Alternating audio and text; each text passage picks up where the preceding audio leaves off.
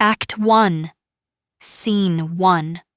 High atop the ramparts of Elsinore Castle, still shrouded in the darkness of night, Bernardo arrives to relieve Francisco, who was on guard duty. The two greet each other with caution. Francisco quickly reports that the night was quiet. Nothing strange happened during his shift.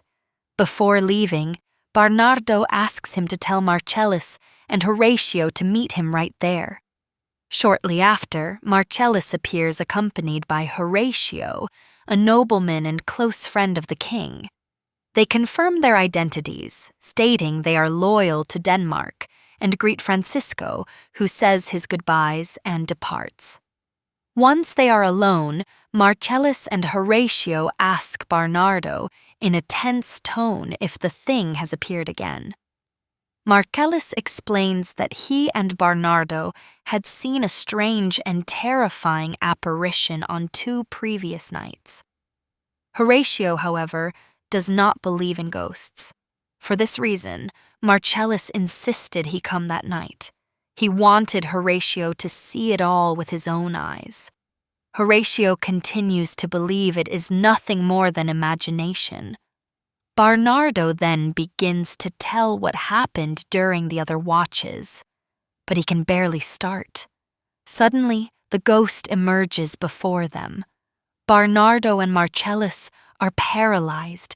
Both say, almost at the same time, that the figure is identical to the king who died recently. Marcellus turns to Horatio and encourages him to speak to the apparition.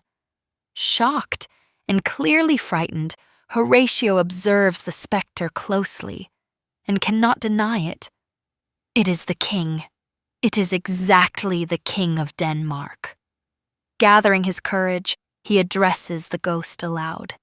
He asks who it is, where it comes from, and commands it to speak. The ghost, however, does not answer. In silence, it begins to move away. Bernardo and Marcellus are distressed, fearing that Horatio may have offended it. When the apparition vanishes, Bernardo notices Horatio's state. He is pale. Bernardo asks if he is all right. Horatio admits he is deeply shaken. He says that if he hadn't seen it with his own eyes, he would never believe such a thing. What disturbs him most is the perfect resemblance to the king, including the armor he wore when he was alive. To Horatio, this can only be a bad omen. Something very serious is about to happen in Denmark. Marcellus agrees and notes that, in recent days, the guard routine has become much stricter and heavier. Furthermore, there is strange activity within the castle, weapons being gathered, cannons being prepared, and ships being outfitted. Horatio then explains what he has been hearing in the corridors. He recalls that the late King Hamlet defeated King Fortinbras of Norway in a duel years ago. Per the agreement between the two, certain Norwegian lands passed to Danish rule. Now, according to rumors, Fortinbras's son, also named Fortinbras, has gathered an army and is preparing to cross the sea. The goal would be to recover the lost territories and restore Norway's honor. Because of this, Horatio is certain that the ghost's appearance is no coincidence. It heralds trouble. Suddenly, the ghost appears again. Horatio reacts instantly and tells it to stop. This time, the specter obeys. It stops before them, spreading its arms. Horatio approaches slightly and, almost pleading, asks the ghost to speak.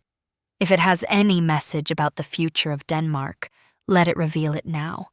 If there is some past error, a debt, or some unresolved matter that binds its soul, let it say so they may help it find rest.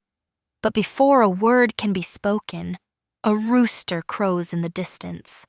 Marcellus and Bernardo panic.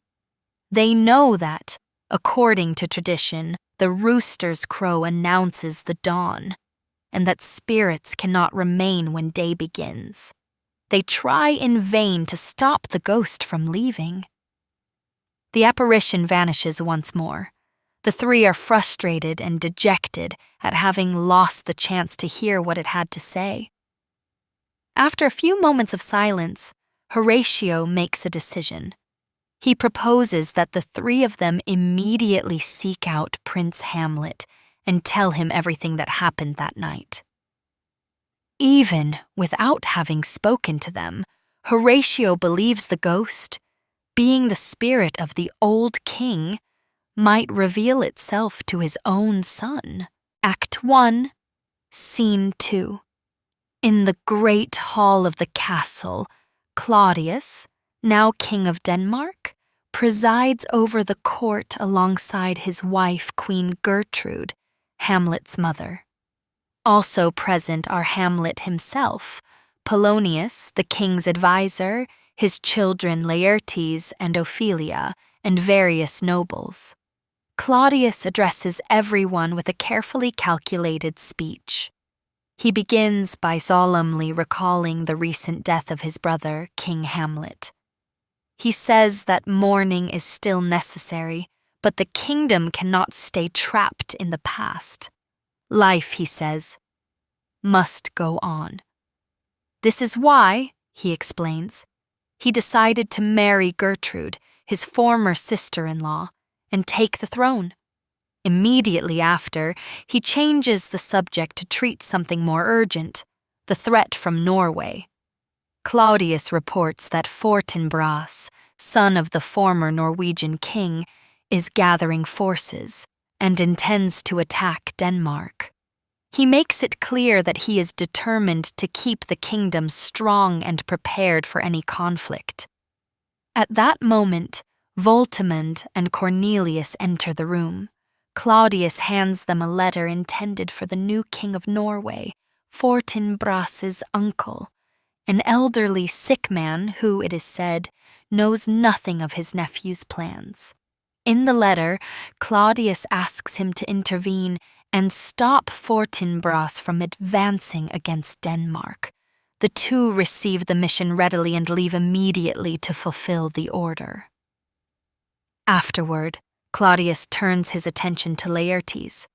He mentions that Polonius told him about a request from his son and assures him he is willing to grant it.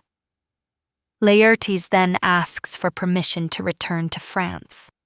Claudius looks to Polonius, confirms his agreement, and then grants permission. Laertes expresses his thanks. The mood changes when Claudius addresses Hamlet. He observes, with a certain discomfort, that the prince remains in deep mourning. He asks why Hamlet still insists on showing such sadness. Hamlet responds with irony. I am, in fact, too much of the sun. The phrase sounds ambiguous and loaded with sarcasm. Gertrude tries to soften the situation. She asks her son to stop wearing mourning clothes and to accept Claudius as a friend, as a father. She reminds him that death is natural, common to everyone. Hamlet agrees, but in a clearly ironic way. Claudius then takes a harder tone. He says Hamlet's behavior is nothing but exaggerated stubbornness and is almost irreverent toward God's will. He claims this prolonged mourning is undignified, unmanly, and that acting this way goes against nature itself. After all, he repeats, death is a part of life. Finally, he asks Hamlet not to return to Wittenberg, where he was studying. He wants him to remain in Denmark, close to family and the court. Gertrude also insists. Hamlet, without enthusiasm, accepts. Claudius is satisfied and invites the queen to join him in the festivities. Everyone, except Hamlet, leaves the room. Alone, he lets slip what he truly feels. that he is exhausted with life. His father's death, which occurred only 2 months ago, still destroys him inside. But what revolts him most is his mother's hasty marriage to the dead king's own brother. To Hamlet, it is repulsive and incestuous. He feels suffocated by all of it, by the family, the court, the new king. But he knows he cannot say anything. He must swallow his pain and remain silent. It is at this moment that Horatio enters, accompanied by Marcellus and Barnardo, and they greet Hamlet. The prince is surprised to see Horatio, who studied with him in Wittenberg, and asks what he is doing in Elsinore. Horatio replies that he came for King Hamlet's funeral, and the son does not hide his bitterness. He says it was a funeral, followed very closely by a marriage. He praises his father, speaking with admiration of the former king. Then, Horatio reveals something that completely changes the tone of the conversation. He says he saw Hamlet's father the night before. Hamlet is in shock. Horatio explains that Marcellus and Barnardo had already seen, for 3 consecutive nights, a ghost exactly like the king. Hamlet wants to know everything. They describe the figure dressed in full armor, the visor raised, a pale face, and a solemn appearance. Impressed, Hamlet decides he will join them that very night to stand guard and try to see the apparition. He thanks the 3 for their loyalty and friendship, and they say goodbye. Alone again, Hamlet wonders what that ghost might reveal. What if it comes to announce terrible crimes? Act 1. Scene 3. Laertes is about to depart for France, but before he goes, he calls his sister, Ophelia, for a serious talk. He warns her about Hamlet. He says that, despite his displays of affection, the prince is not free to love whomever he chooses. As heir to the throne, he has political obligations and duties to the state. Furthermore, Laertes claims that Hamlet is unstable and impulsive, and that Ophelia should not blindly trust his promises. He asks his sister to be careful, protect her reputation, preserve her honor and her virginity, and avoid putting herself in dangerous situations. Ophelia promises to follow his advice, but, with a touch of irony, she reminds her brother that he should also behave with the same care while in France. At that moment, Polonius enters. He comes to give his blessing to his son and says goodbye with a long sequence of advice. He says Laertes should make friends, but trust only those who truly prove to be loyal.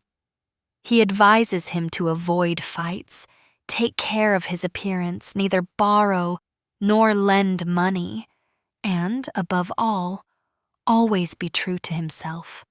After his father's interminable speech, Laertes finally says goodbye to Polonius and Ophelia. Before leaving, he still asks his sister to remember everything he told her. As soon as Laertes departs, Polonius turns his attention to Ophelia. He asks what kind of advice her brother just gave her, and she says that Laertes warned her about Hamlet. Polonius shows immediate interest. He says he has already noticed that Hamlet and Ophelia have been spending a lot of time together, and asks his daughter to be honest about the relationship. Ophelia admits the prince often shows her care and affection. Polonius is not convinced in the least. He claims his daughter is being naive. To him, Hamlet should not be taken seriously, and Ophelia is a fool if she believes the prince truly intends anything genuine. Ophelia tries to defend him, saying Hamlet has always been respectful and sincere. But Polonius insists.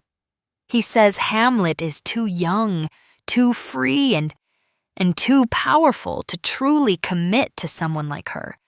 Therefore, he orders Ophelia to stay away from the prince and stop meeting him. Ophelia, submissive, promises to obey. Act 1, Scene 4. Hamlet, Horatio, and Marcellus wait on the castle walls in the darkness of night. Inside, music, laughter, and the noise of the court celebrating can be heard. Claudius and his guests drink and celebrate. Hamlet comments, with disapproval, that this habit of excessive drinking is damaging Denmark's image in the eyes of other nations. To him, this behavior causes all the country's qualities to be overshadowed by a single flaw. Suddenly the ghost appears. Horatio turns to Hamlet and encourages him to speak to the apparition. Hamlet approaches. He asks if that figure is, in fact, his father's spirit. He wants to know why he left his grave and returned to walk the walls of Elsinore. But the ghost does not answer. It merely makes a clear gesture for Hamlet to follow it.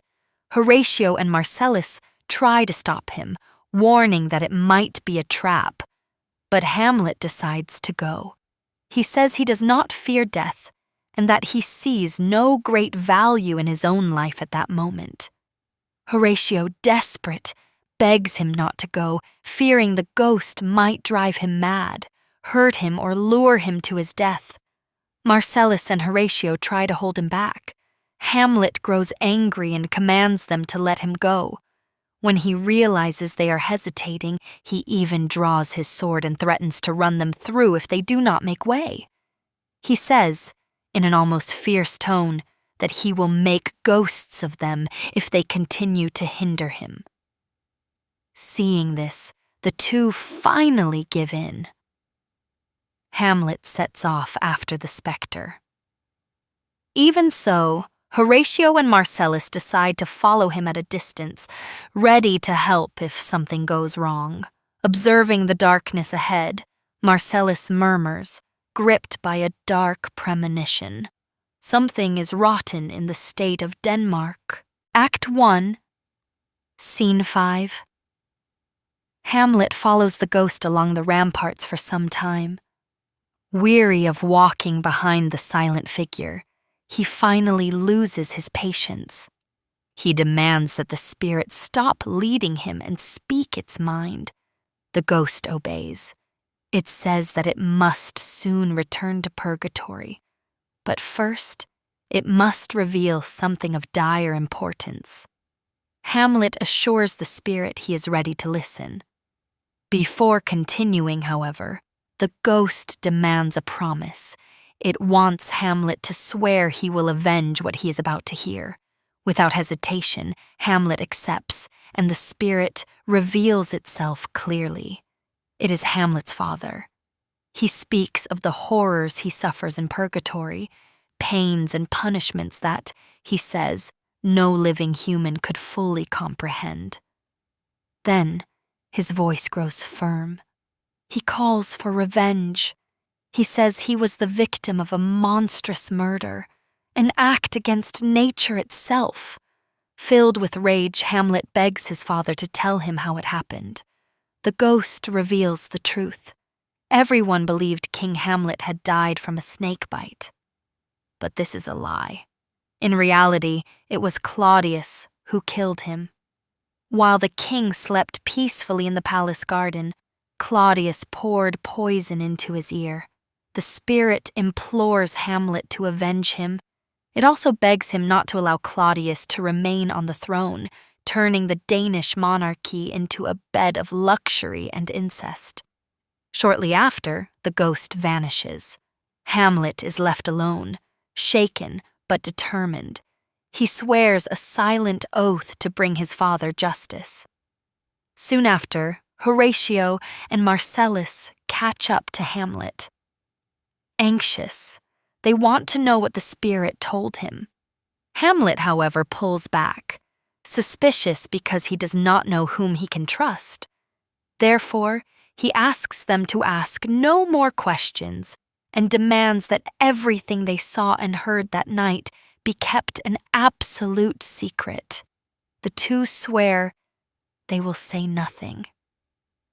Even so, Hamlet wants something more solemn and asks them to swear again, this time upon his sword. Marcellus finds this strange. After all, they had already sworn. But suddenly, the ghost's voice echoes from the darkness, demanding the oath be renewed. Terrified, Horatio and Marcellus touch Hamlet's sword and swear once more. Hamlet then warns them that in the coming days he may begin to behave strangely, but they must not, under any circumstances, reveal that they know of the ghost or the meeting that night. Once more, the spirit's voice demands loyalty. Hamlet answers his father, wishing him finally at rest. Immediately after, he lets his anguish slip. He feels the staggering weight of being the one chosen to set right the terrible wrongs of the past. With their loyalty secured, Hamlet leads them back to the castle. Act 2, Scene 1. Back at the castle, Polonius calls his servant, Reynaldo, and gives him money and notes for a trip to France. He then explains the mission. Reynaldo is to go to Paris and discreetly investigate Laertes' behavior. The plan is to infiltrate the young man's social circle, approaching them as if he were merely a distant acquaintance, to gather information on his conduct. Polonius instructs Reynaldo to use an indirect strategy. He should casually mention rumors about Laertes, trouble with drinking, gambling, and women. Then, he is to carefully observe people's reactions. If they confirm the rumors, the plan will have worked. Polonius seems awestruck with his own cunning, though he fumbles while explaining the details of the scheme. Reynaldo departs, and shortly after, Ophelia enters, terrified, pale, and visibly shaken. Polonius asks what happened, and she tells him that Hamlet suddenly burst into her room unannounced. His hair was disheveled, his clothes were a mess, and his gaze was wild. He grabbed her wrist tightly and stared at her face in silence for a long moment. Then, he let her go and left without saying a word. Ophelia is frightened and believes Hamlet is losing his mind, perhaps out of love. Polonius immediately concludes that this must be reported to the king. He asks if Ophelia provoked Hamlet in any way. She explains that she only followed her father's orders. She returned the prince's letters and began to avoid him. Upon hearing this, Polonius is shocked. He realizes he may have caused the very problem he wanted to avoid. Convinced that Ophelia's rejection has driven Hamlet mad, he decides to take her immediately to speak with Claudius. Hamlet is surprised to learn the actors now travel the country and asks why they don't continue performing in the city, where they would earn more. Rosencrantz explains the troupe lost their place to companies made up of children. Hamlet finds this absurd and ironically compares the popularity of the child actors to Claudius's sudden popularity as king. A trumpet announces the troupe's arrival, and Hamlet grows excited.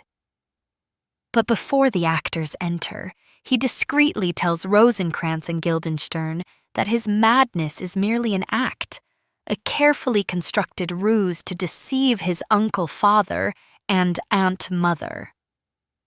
Polonius enters shortly after and greets Rosencrantz and Guildenstern. Hamlet, mocking him, introduces Polonius to his friends as a baby. Polonius announces the actor's arrival. Hamlet continues making jokes, puns, and confusing remarks, until the troupe finally enters. Hamlet receives the actors with enthusiasm and recognizes some of them. He asks the first actor to recite a piece so he can judge the group's quality. The actor asks which speech Hamlet wishes to hear. Hamlet tries to remember a passage from an old play based on a Greek myth that was never very well received. With some difficulty, he ends up reciting a large portion of the text. The first actor is surprised by Hamlet's memory and continues the scene. The speech describes the brutal moment the warrior Pyrrhus kills the old king Priam before his despairing wife.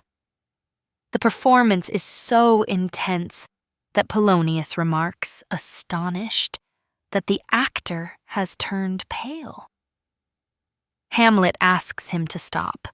He then orders Polonius to provide good quarters for the company. Afterward, he makes a special request. He wants a performance of the murder of Gonzago the following night. Furthermore, he asks the first actor to include a short passage written by Hamlet himself. The actor accepts, and everyone withdraws. Hamlet is left alone. He then explodes in a silent outburst. How can an actor be so moved by an invented story, while he, who has a real reason to hate, has yet to act? He calls himself a coward, useless. He despises himself for being unable to muster the fury necessary to kill his father's murderer. But gradually, an idea takes shape. He will use the play. He will have a scene performed on stage that is very similar to the murder described by the ghost. If Claudius is guilty, his reaction will give him away. Thus, Hamlet can confirm if the spirit was telling the truth, for he fears the ghost might actually be a demon trying to deceive him. Act 2. Scene 2. Claudius and Gertrude warmly receive Rosencrantz and Guildenstern, Hamlet's old childhood friends. The king is direct. He wants them to get close to the prince, try to cheer him up, and, most importantly, find out what is truly troubling him. Gertrude promises to reward them generously. The two accept the mission. A servant leads them to find Hamlet. Shortly after, Polonius enters the room, looking very pleased, and announces two pieces of good news. First, Voltimand and Cornelius have returned safely from Norway. Second, he believes he has discovered the cause of Hamlet's strange change in behavior. Claudius wants to hear the explanation, but Polonius suggests the king listen to the ambassadors first. They enter, and Claudius asks for the news. Voltimand reports that the king of Norway has quelled Fortinbras's plans. Furthermore, he authorized his nephew to use money and troops to attack Poland, not Denmark. Voltimand then delivers a letter. Fortinbras requests permission to cross Danish territory with his army. Claudius gives his thanks, promises to review the letter and respond soon. The ambassadors withdraw. Polonius then returns to the subject of Hamlet. He presents a letter that Ophelia had given him. It is a love letter written by Hamlet. Polonius explains that upon discovering the relationship between the two, he told his daughter to reject the prince. Now, full of regret, he believes this decision caused Hamlet's supposed madness. Claudius asks if there is any way to prove this hypothesis. Polonius suggests a plan. Ophelia should encounter Hamlet during one of his solitary walks through the main hall. Meanwhile, he and the king will hide behind the tapestries to observe the conversation. At that moment, Hamlet enters the hall, reading a book. Polonius immediately asks the king and queen to leave, as he wishes to speak with Hamlet alone. As he approaches, he notices Hamlet is distant, cold, and strange. He asks if Hamlet recognizes him. Hamlet replies with disdain, "You are a fishmonger." Polonius is offended and denies it. Hamlet remarks that he wishes Polonius were as honest as a fish. Polonius, unsure how to react, replies that honesty is indeed rare. Hamlet then asks if he has a daughter, and Polonius confirms. Hamlet advises him to watch the girl closely, so she does not stay too much in the sun, a crude insinuation about pregnancy and desire. Taken aback, Polonius tries to change the subject and asks about the book Hamlet is reading. Hamlet replies that the book describes old men as useless, disgusting, and full of flaws. He says he even agrees with the description, but finds it cruel that someone would write such things. Then, he adds ironically, Polonius could look as young as him if it were possible to walk backward in time, like a crab.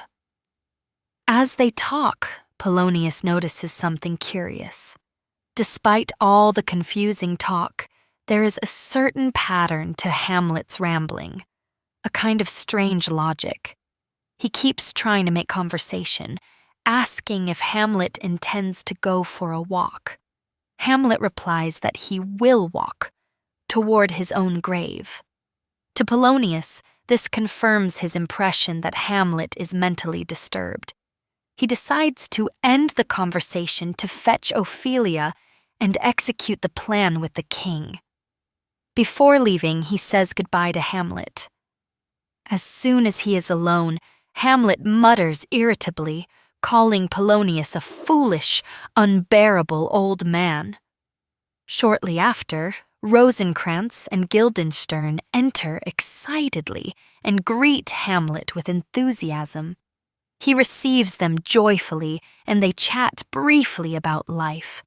The two admit they are not particularly successful, but they aren't suffering either. Hamlet teases them, asking why they have returned to the prison, that is Denmark. They laugh and say they don't see the place that way, but Hamlet insists. To him, it is a prison, mainly because of his ambitions and frustrations. Hamlet then shifts his tone and begins to pressure the two. He wants to know, in all frankness, why they really came to Elsinore. Rosencrantz claims it was just to visit him. Hamlet does not believe them and says they were summoned, insisting they stop lying. After much evasion, Guildenstern finally confesses. Yes, the king and queen sent for them. Hamlet smiles. He says, half-jokingly, that he can perfectly imagine how Claudius and Gertrude described his situation.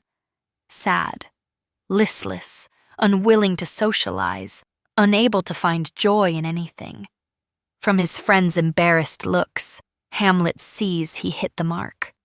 Rosencrantz tries to change the subject and says that perhaps Hamlet will be cheered by the arrival of a company of actors.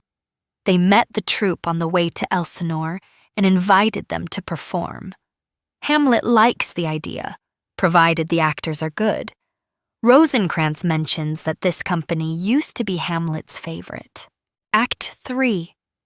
Scene 1. In the great hall of the castle, Claudius, Gertrude, Polonius, Ophelia, Rosencrantz, and Guildenstern gather. Rosencrantz and Guildenstern report that Hamlet remains evasive and difficult to understand, and they also mention the play happening that night. Claudius asks them to keep staying close to Hamlet and keep him occupied. They then withdraw. Claudius then asks Gertrude to leave. He and Polonius want to hide and observe an encounter between Hamlet and Ophelia. Gertrude shows hope that the young woman can help the prince regain his balance. Before hiding, Polonius gives Ophelia a prayer book and asks her to stay there pretending to read. He himself admits that feigning devotion is a sin, but he insists anyway. Left alone for a moment, Claudius makes a brief comment to himself, recognizing how accustomed he is to pretending. He and Polonius hide. Hamlet enters. He begins to walk slowly through the hall, lost in thought. It is then that he utters, in a low voice, his famous dilemma. To be or not to be. He reflects on the suffering of life, on injustice, pain, and the possibility of ending it all through death. But the fear of the unknown paralyzes him. What lies beyond? This fear makes cowards of us all. Noticing Ophelia's presence, Hamlet approaches and asks her to pray for his sins. Ophelia, nervous, asks how he is. Hamlet replies that he is well. She then says she has brought some items to return to him. Hamlet claims he never gave her anything. Ophelia insists. She says he gave her letters and tokens full of affection, but they no longer bring her joy. Hamlet begins to question her honesty. He says that just because she is beautiful does not mean she is honest. Ophelia, however, pushes back, saying, "Beauty and purity usually go together." Hamlet disagrees. He says beauty is capable of corrupting honesty, but honesty cannot restore purity to a woman who has already fallen. He claims he once loved her. Ophelia replies emotionally that she believed him. Then, suddenly Hamlet recoils and says he never truly loved her. Immediately after, his tone shifts completely and he tells Ophelia to get herself to a nunnery. He insists she get away from the world and bear no more sinners. Hamlet calls himself a sinner. He says the world is full of knaves. He asks where her father is. Hearing that Polonius is at home, he remarks that it is better for the old man to stay there, to play the fool only in his own house. Ophelia asks God to help Hamlet. But he continues, saying that even if she remains pure, no one will believe in her righteousness. He insists again that she isolate herself in a nunnery, far from men. Ophelia, weeping, asks God again to heal him. Hamlet then explodes. He accuses women of deceiving men with makeup, of provoking sin, and of being responsible for his own madness. He says he wants no more marriages and wishes for the end of them all. Once more he tells Ophelia to go to a nunnery and leaves.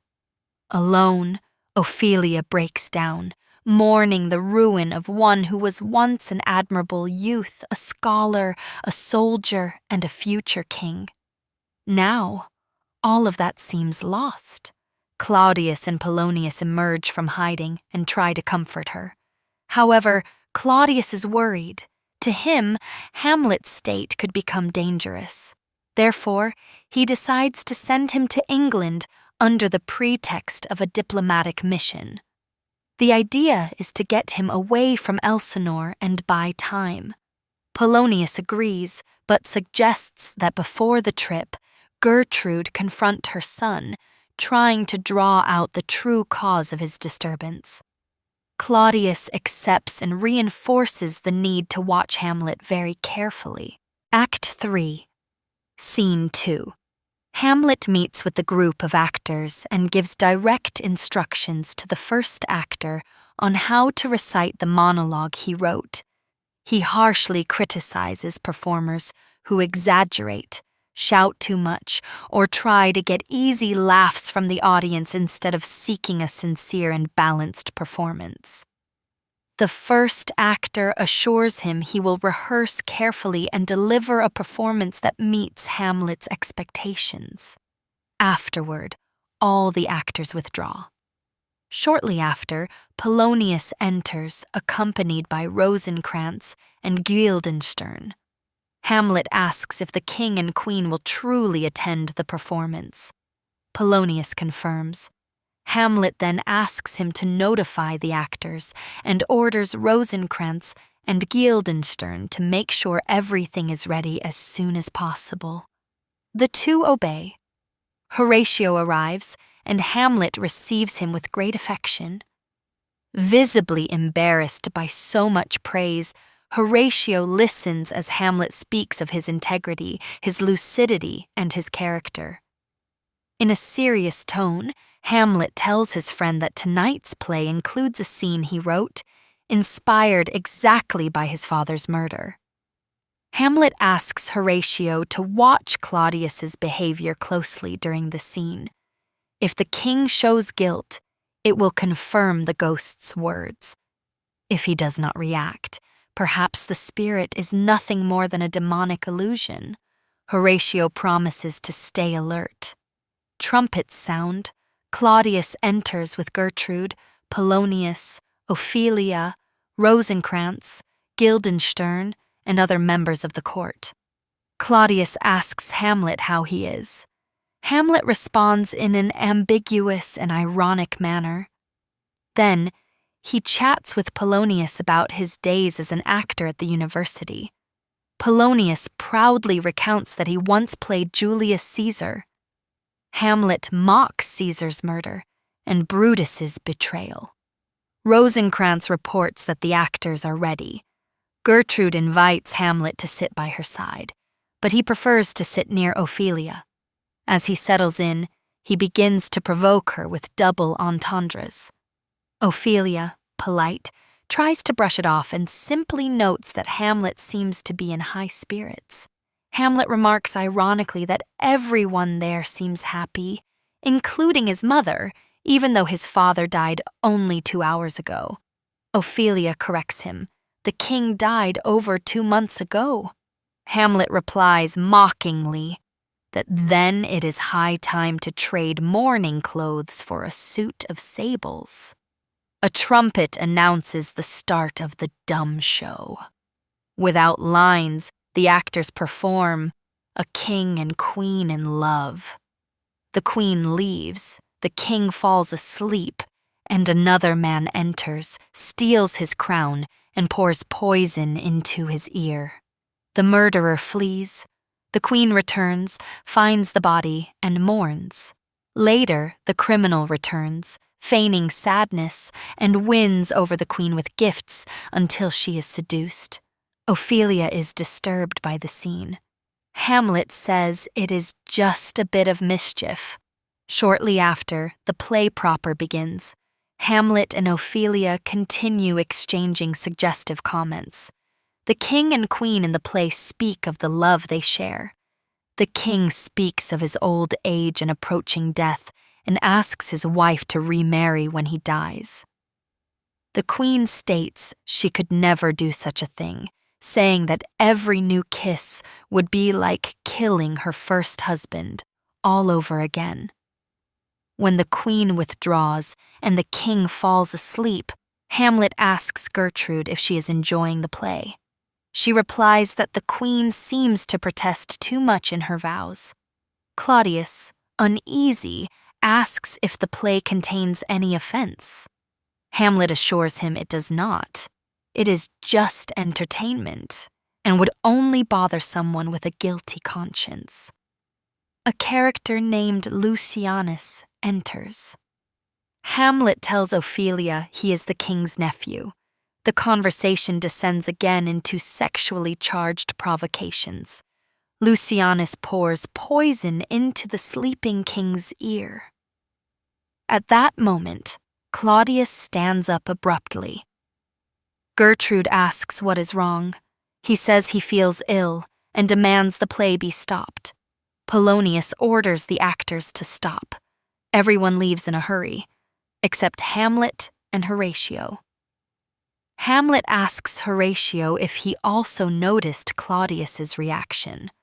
Horatio confirms the king was clearly disturbed. To Hamlet, this is proof of his guilt. Hamlet asks the musicians to play something, since the king did not appreciate the show. Rosencrantz and Guildenstern return and report that Claudius is furious and that Gertrude wishes to speak with Hamlet immediately. Hamlet ignores the urgency and begins to play with a recorder left by the actors. He asks Guildenstern to play. His friend says he doesn't know how. Hamlet insists, saying it's simple, but Guildenstern continues to refuse. Then Hamlet explodes. He accuses Rosencrantz and Guildenstern of trying to manipulate him as if he were an instrument. He declares he will not be played by them. Polonius enters and delivers the Queen's message. Hamlet replies he will come soon. After everyone leaves, Hamlet reflects alone. He feels the weight of the night and promises himself he will use harsh words with his mother, but not violence. Act 3, Scene 3. Claudius talks with Rosencrantz and Guildenstern. He confesses to being deeply disturbed by Hamlet's behavior and announces his decision to send him to England. The two state they are ready to obey any order from the king. After they leave, Polonius enters and informs him that Hamlet is on his way to the Queen's chambers. He intends to hide and eavesdrop on the conversation and then tell Claudius everything. Alone, Claudius confesses his crime aloud. He acknowledges that he murdered his own brother and that this sin smells to heaven.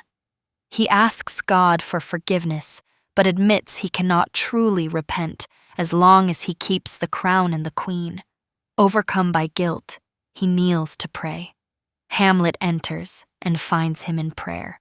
For a moment, he thinks of killing him right then and there.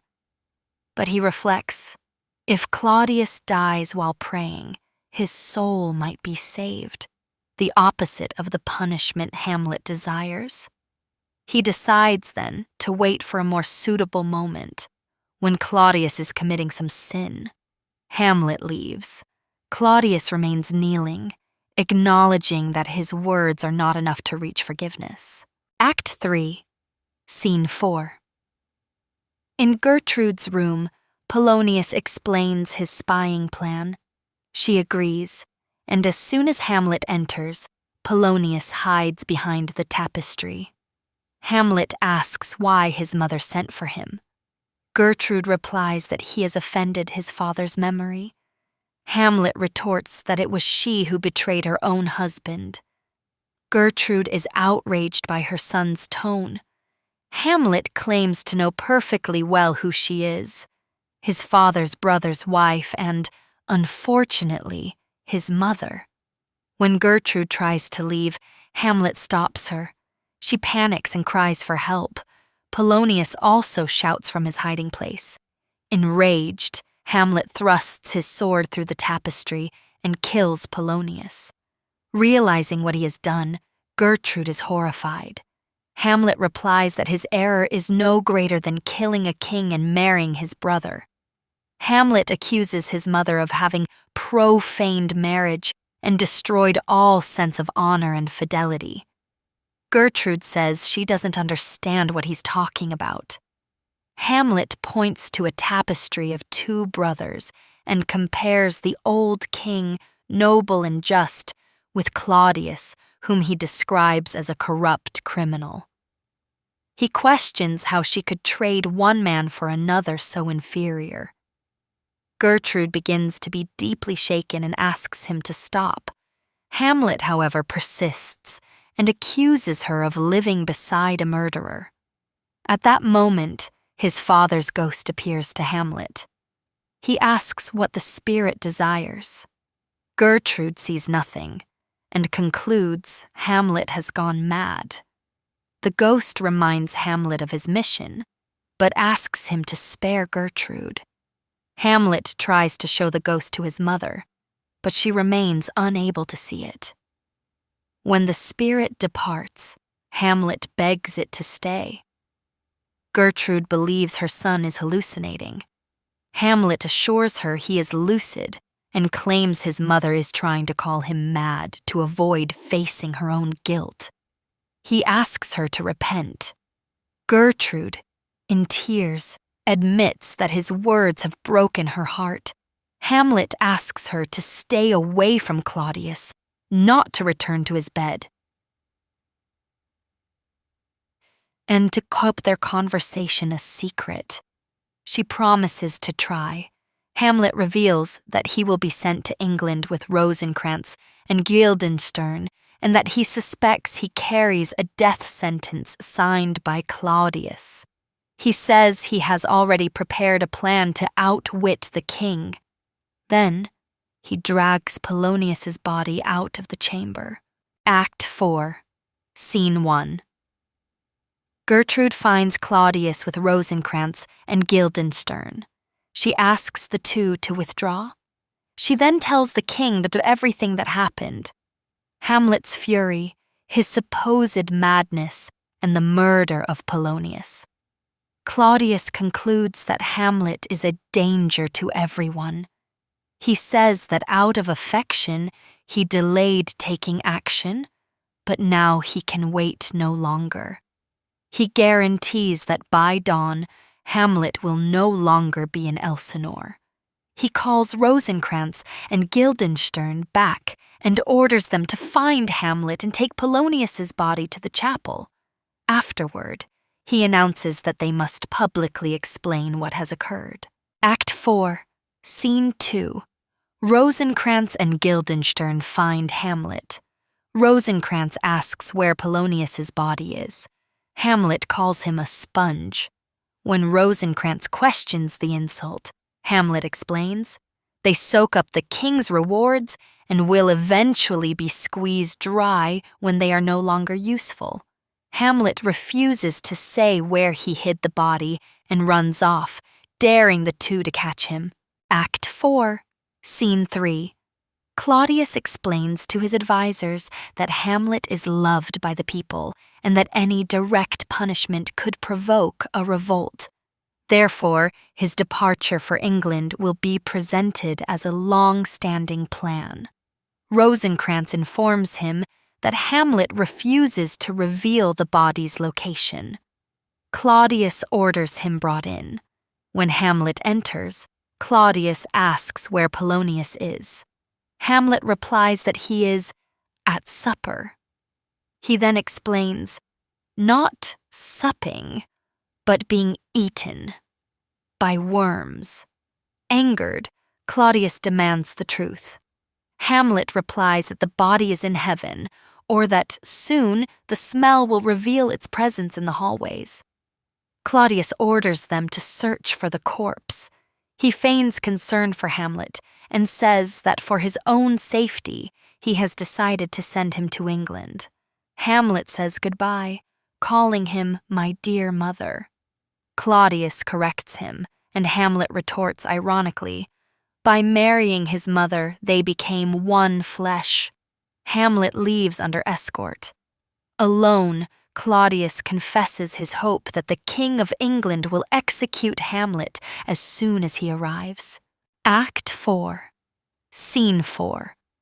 Fortinbras arrives with his troops and orders his captain to go to the castle to inform Claudius that they will be crossing Danish lands on their way to Poland. Shortly after, Hamlet passes by with Rosencrantz and Guildenstern. Seeing the soldiers, he asks the reason for the movement. The captain explains they are going to fight for a small, worthless piece of land.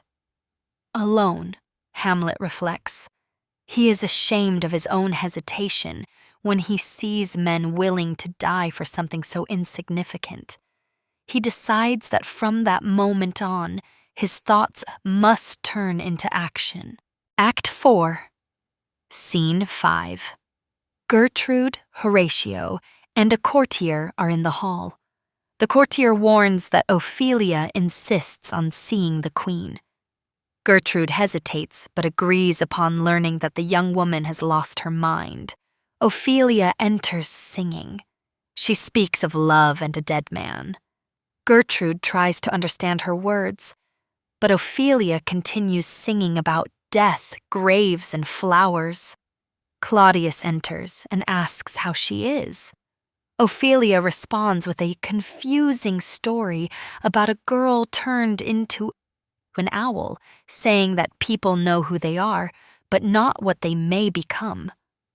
Claudius realizes that Polonius's death has destroyed the girl's sanity.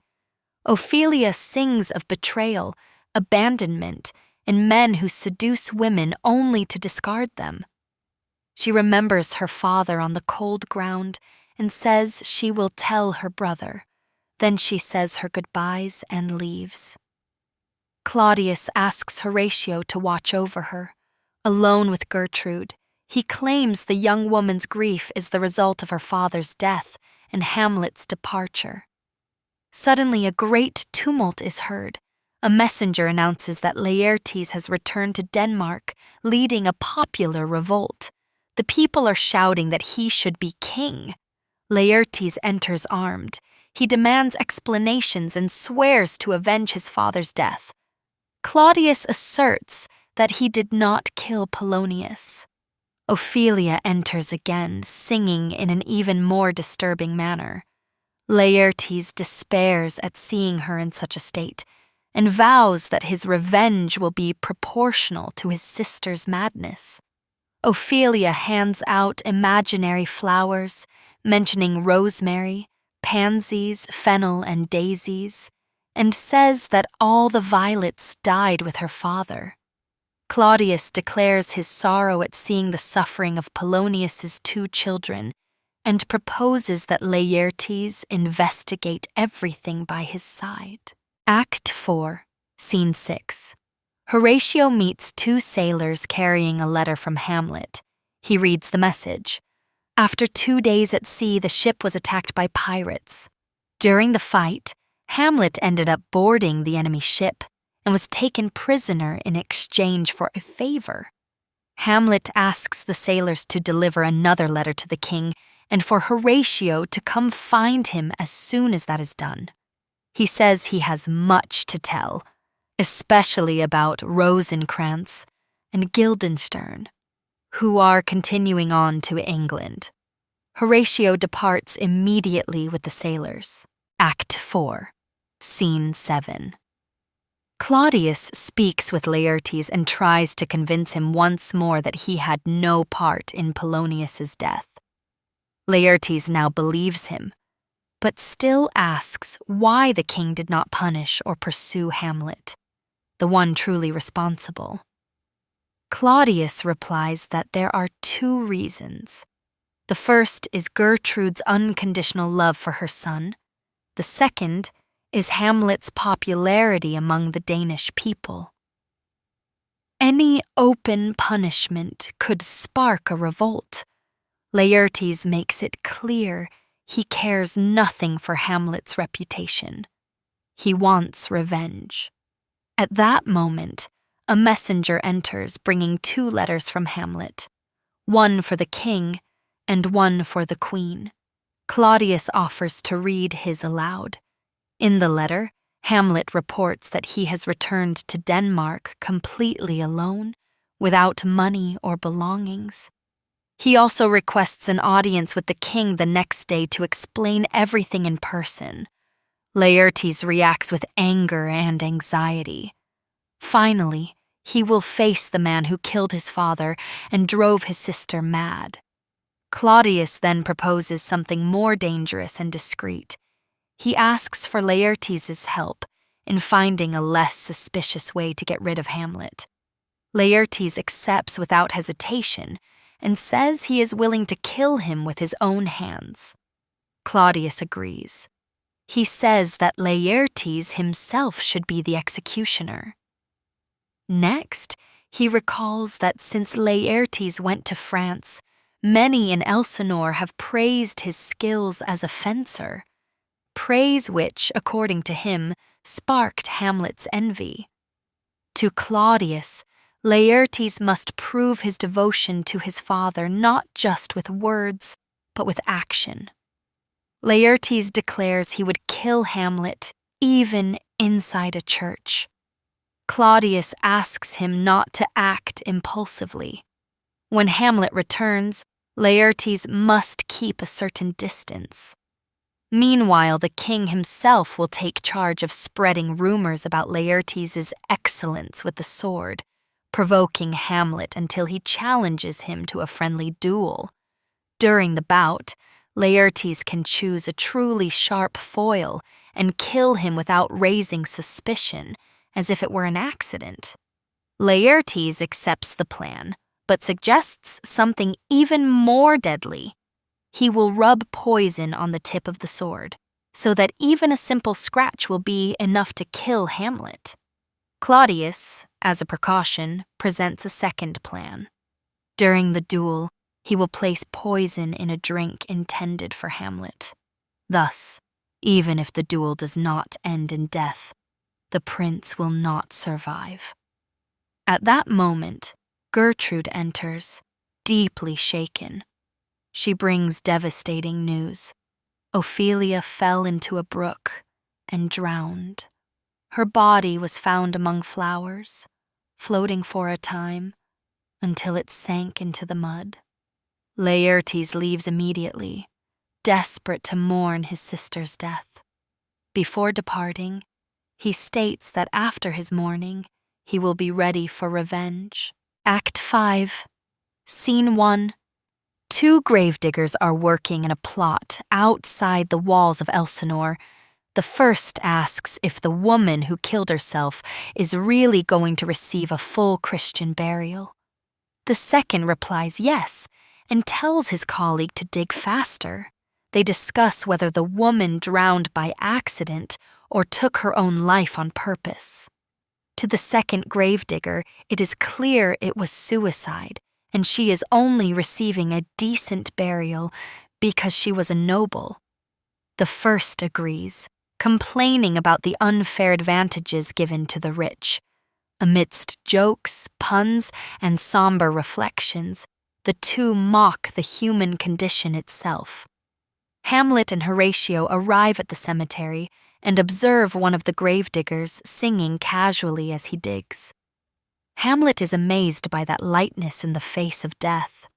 Soon after, a skull is tossed out of the grave without any care. Hamlet is disturbed by the disrespect. He looks at the skull on the ground and begins to imagine who that person might have been in life: a politician, a courtier, a lawyer. He reflects on how death erases titles, glory, ambition, and identity. Hamlet asks who the grave belongs to. The gravedigger replies jokingly that it is his own grave. Hamlet retorts that this actually makes sense, since he is inside it. He then asks seriously whose burial it is for. The gravedigger insists on wordplay and claims it is neither for a man nor a woman. It is for someone who was a woman before she died. Hamlet is both annoyed and amused. He asks how long the man has worked as a gravedigger. He replies that he started on the day King Hamlet defeated Fortinbras, the very day Prince Hamlet was born. The gravedigger also remarks that the young prince was sent to England to recover his sanity. Hamlet asks how long a body takes to rot. The gravedigger says about 8 or 9 years. He then points to a skull and says that one has likely been buried for 23 years. Hamlet asks whose skull it is. The gravedigger answers, Yorick, the old court jester. Hamlet takes the skull in his hands. Moved, he tells Horatio he knew Yorick very well. He was a joyful man, full of spirit, who used to carry him on his shoulders when he was a child. Now, nothing remains of his personality. Hamlet reflects on the fate of all great men. He asks Horatio if even Alexander the Great would not have ended up exactly like Yorick, reduced to bones and a foul smell. To what base uses we may return, he laments. At that moment, a funeral procession arrives. Claudius, Gertrude, Laertes, courtiers, and a priest bring a coffin. From the simplicity of the ceremony, Hamlet concludes that the person who died must have taken their own life, yet was someone of high rank. He asks Horatio to hide with him so they can watch. Laertes questions the priest about the rite. The priest explains he has done everything the church allows for someone who died under suspicious circumstances. Because she is a noble, she will still be buried with flowers. Laertes revolts and wishes for violets to grow over Ophelia's grave, while the priest rots in hell. Upon realizing the dead woman is Ophelia, Hamlet is devastated. In despair, Laertes leaps into the grave and embraces his sister's coffin. Hamlet cannot contain himself. He steps forward, declares his love for Ophelia, and also leaps into the grave. The two begin to fight. Laertes curses Hamlet. Claudius, Gertrude, and Horatio try to separate them. Hamlet shouts that he loved Ophelia more than 40,000 brothers could. Claudius and Gertrude attribute the outburst to Hamlet's madness. Hamlet eventually leaves the cemetery, followed by Horatio. Claudius approaches Laertes and asks him to be patient. Very soon, he will have his chance to avenge his sister. Act 5, Scene 2. Back at Elsinore, Hamlet tells Horatio how he escaped the ship taking him to England. He explains that even though he wasn't officially a prisoner, he felt watched at all times. One night, while Rosencrantz and Guildenstern slept, he went into their cabin and stole the documents they were carrying. Upon reading the letters, he discovered that Claudius had ordered his immediate execution upon arriving in England. Without hesitation, Hamlet wrote a new letter imitating the king's handwriting, ordering that Rosencrantz and Guildenstern be executed instead. He sealed the document with the royal ring and put everything back in its place. The next day, during the pirate attack, Hamlet managed to leave the ship and left his old friends heading toward their death. Horatio is shocked by Claudius's cruelty. Hamlet declares he now has no more doubts. He will kill the man who murdered his father, dishonored his mother, and stole his throne. Horatio warns him that news will soon arrive about what happened to Rosencrantz and Guildenstern. Osric, a young courtier, appears to speak with Hamlet. As soon as he moves away slightly, Hamlet whispers to Horatio that the lad is a vain and empty fellow, despite his fortune. Osric delivers a message from the king using overly flowery language. He praises Laertes, his nobility, talent, and character, and finally informs him that Claudius has bet on Hamlet in a fencing duel against him. He asks if Hamlet accepts the challenge, and Hamlet says yes. Osric hurries away to give the news to the king. Once he is gone, Hamlet and Horatio mock his affectation.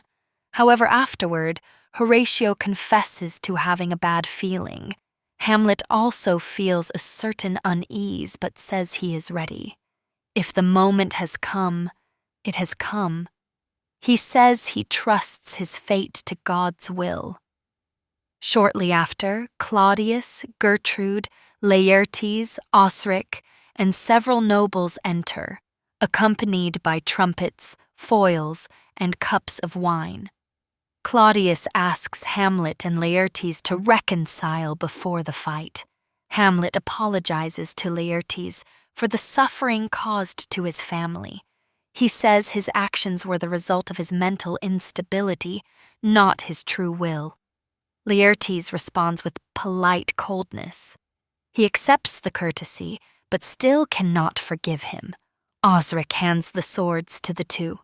Claudius announces he will offer special wine to the winner, and the duel begins. In the first exchange, Hamlet hits Laertes. Claudius offers the cup to Hamlet. He refuses, saying he will drink later. In the second round, Hamlet wins again.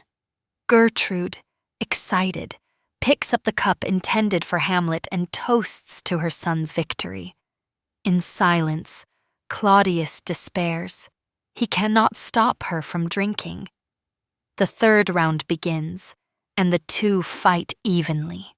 Finally, Laertes manages to wound Hamlet. In the confusion, the swords fall, and the two end up switching weapons without realizing it. The fight continues. Hamlet wounds Laertes, now with the poisoned sword. Claudius tries to end the bout, but Hamlet insists on continuing. Suddenly, Gertrude falls to the ground. Shortly after, Laertes also falls, overcome by the poison. Claudius tries to hide it, saying the queen fainted from the tension. But Gertrude, dying, warns Hamlet. The wine was poisoned. Hamlet orders the doors locked. Laertes confesses everything. He says he was also poisoned and there is no cure. Before dying, he reveals that Claudius masterminded the whole plan. Driven by fury, Hamlet wounds Claudius with the poisoned sword and forces him to drink the wine. Claudius dies. Before he passes, Laertes acknowledges the king got the end he deserved and asks for Hamlet's forgiveness. Hamlet, mortally wounded, begins to lose his strength. Horatio tries to drink the rest of the poison to die by his side, but Hamlet tears the cup from his hand. He begs him to live and tell his story. Trumpets sound. Osric enters and announces that Fortinbras has just returned victorious from Poland. With his last breath, Hamlet declares that Fortinbras should be the next king of Denmark. Hamlet dies. Fortinbras enters the hall accompanied by an English ambassador. Both are horrified by the scene. The ambassador announces that Rosencrantz and Guildenstern have been executed. Horatio remarks that even if he were alive, Claudius would have no reason to be grateful, as he never ordered that execution. Horatio offers to tell the whole story. Fortinbras laments the state in which he finds Denmark, but officially claims the throne. Horatio promises to support him. Fortinbras orders 4 captains to carry Hamlet's body to a high platform and states, with respect, that he would have been a great king. Finally, he orders the hall cleared of the dead. He says that scene belongs to a battlefield, not a castle.